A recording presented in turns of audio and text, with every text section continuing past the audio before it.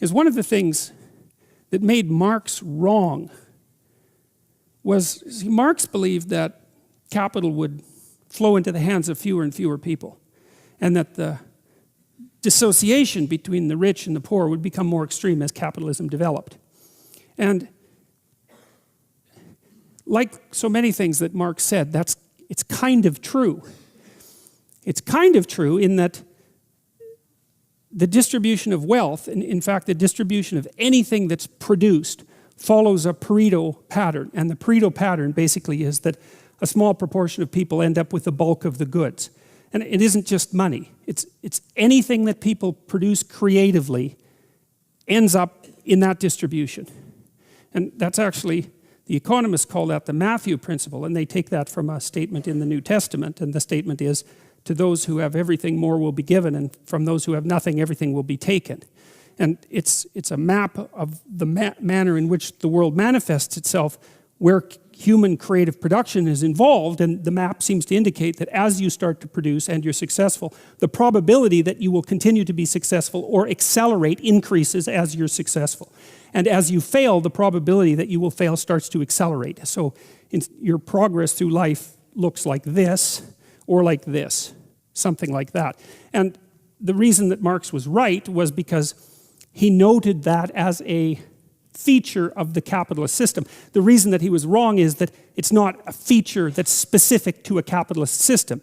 It's a feature that's general to all systems of creative production that are known. And so it's like a natural law, and it's enough of a natural law, by the way, that the distribution of wealth can be modeled by physical models using the same equations that govern the distribution of gas molecules in a vacuum.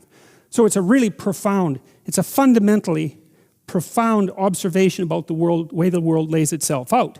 And it's problematic because if resources accrue unfairly to a small minority of people, and there's a natural law-like element to that that has to be dealt with from a social perspective, because if the inequality becomes too extreme, then the whole system will destabilize. And so you can have an intelligent discussion about how to mitigate the effects of the transfer of creative production into the hands of a small number of people.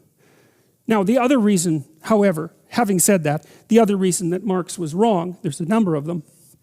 One is that even though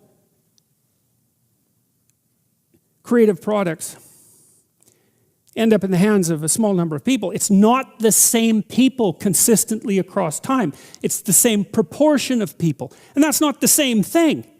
You know, like, imagine that there's water going down a drain, and you say, well, look at the spiral. It's permanent. You think, well, the spiral's permanent, but the water molecules aren't. They're moving through it. And it's the same in some sense with the Pareto distribution, is that there's a 1%, and there's always a 1%, but it's not the same people.